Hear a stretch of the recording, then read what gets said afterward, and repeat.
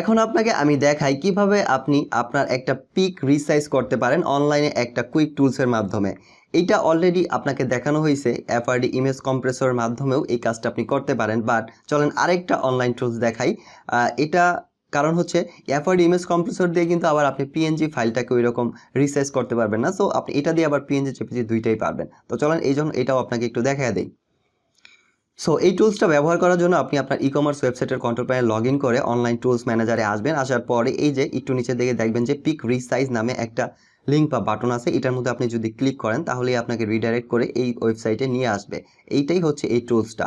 অথবা আপনি গুগলে সার্চ করেও এখানে আসতে পারেন। সো এখানে আসার পর ধরেন কেসটা হবে এরকম, আপনি কোথাও একটা ছবি আপলোড করতে গেছেন বা আপনার সেখানে আপলোড করার সময় দেখলেন ওই ছবিটা 400x400 পিক্সেলই প্রয়োজন, এছাড়া ওই ছবিটা আপলোড করতে পারতেছেন না ওই সাইটটাতে। তো এটার জন্য অথবা আপনার প্রয়োজন মতো কোনো কিছু সাইজ করতে চাচ্ছেন আপনি, এই জন্য আপনাকে ধরেন একটা ছবি 400x400 করতে হবে। সো এটা আপনি কিভাবে করবেন, এখানে আসবেন।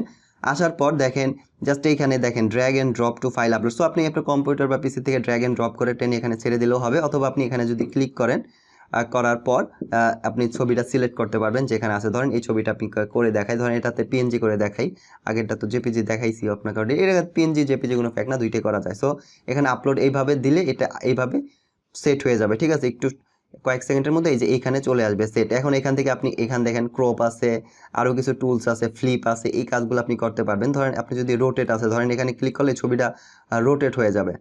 আপনি যদি চান রোটেট মোটেটও এগুলাও করতে পারেন, তারপরে ফ্লিপ করতে পারেন, আরও যা যা করার করে ক্রপ ট্রপ করে আপনি এটাকে সেভ করে ফেলতে পারেন। বাট আমি এখন এগুলো আপনি প্র্যাকটিস করে দেখবেন টিপা টাপা কোনটার কি কাজ। বাট এখন চলেন আমি যেটা আপনাকে দেখাতে চাচ্ছি রিসাইজ।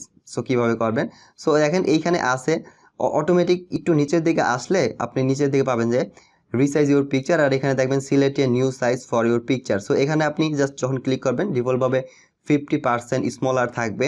সো এখান থেকে আপনি 25%, 75% ফিট টু এত এত, মানে যেগুলো আছে ডিফল্টভাবে আপনি এগুলো দিতে পারেন। অথবা আপনি যদি নিজের মনের মতো কিছু চান তখন একদম নিচের দিকে দেখবেন যে একটা কাস্টম সাইজ আছে, এই কাস্টম সাইজের মধ্যে আপনি দিবেন। ক্লিক করলে আপনি যেরকম ফিল পাবেন ইনপুট দেওয়ার, আপনার ওয়াইড হাইট কতটুকু প্রয়োজন। সো দেখেন ফার্স্টের ঘরে আপনি ওয়াইড আছে, এখানে আপনি দিবেন কতটুকু ওয়াইড প্রয়োজন। সো এখানে ধরেন আমি 400 দিলেন, আপনার যেহেতু 400 প্রয়োজন। তারপরে ধরেন এখানেও 400 দিলেন, 400 পিক্সেল হাইট, 400 পিক্সেল ওয়াইড দেওয়ার পরে তারপরে আপনি জাস্ট এইখান থেকে নিচের দিকে আসবেন, আইসে এখানে সিলেক্ট করবেন ইমেজ ফাইল ফরম্যাটটা আপনার কি দরকার, মানে যেই ছবিটা আপনি ডাউনলোড করবেন ওই ছবিটা আপনার কোন ফরম্যাটে দরকার, পিএনজি দরকার নাকি জেপিজি দরকার নাকি জিপ দরকার নাকি কি দরকার। সো এটা আপনি সিলেক্ট করবেন, অথবা যা আছে তাই রাখবেন। ছবির ডিফল্ট যেই ফরম্যাটটা থাকবে এটাই ফার্স্টে সিলেক্ট থাকবে। তো তারপরে আপনি জাস্ট এখানে একটা বাটন পাবেন, I am done resize my picture, এটার মধ্যে ক্লিক করবেন।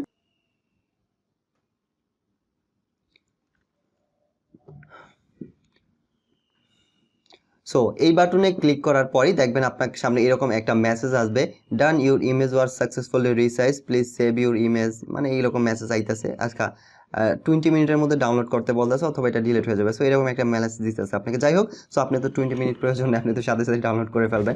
সো ডাউনলোড করার পরে মানে এই পেজে আসার পরে ডাউনলোড করার জন্য দেখেন এইখানে কি আছে, এই দেখেন সেভ টু ডিস্ক একটা বাটন পাবেন, এইটার মধ্যে জাস্ট আপনি ক্লিক করবেন। তাহলেই দেখবেন আপনার ছবিটা আপনার এই যে পিসির মধ্যে সেভ হয়ে যাবে। সো ধরেন আপনাকে আমি দেখাই, এই দেখেন এটা সেভ হইলো, এই দেখেন আর যে, সো এটার ফার্স্টে যে আর এস যে এটা দিয়ে আপনার নামটা থাকবে। সো দেখেন এটাও কিন্তু হয়ে গেছে 400x400 পিক্সেল। সো আশা করি বুঝতে পারছেন। আপনি চাইলে এটা দিয়েও করতে পারেন, বাট এই সাইটটা কিন্তু এতটা ক্লিন না, দেখেন কত অ্যাড আছে, আবার একটু স্লো। সো মাঝে মাঝে আপনি চাইলে করতে পারেন কোনো পিএনজি টাইপের ছবি যদি হয়, বাট আপনার যদি জেপিজি হয় আপনি এফআরডি ইমেজ কম্প্রেসর দিয়ে করে ফেলেন, কারণ এই সাইটটা অনেক ক্লিন অ্যান্ড ফাস্ট। ওকে, তো আপনার যখন যেই টুলস ভালো লাগে আমি দুইটাই দেখায় দিলাম, আপনি দুইটা দিয়ে কাজ করতে পারেন।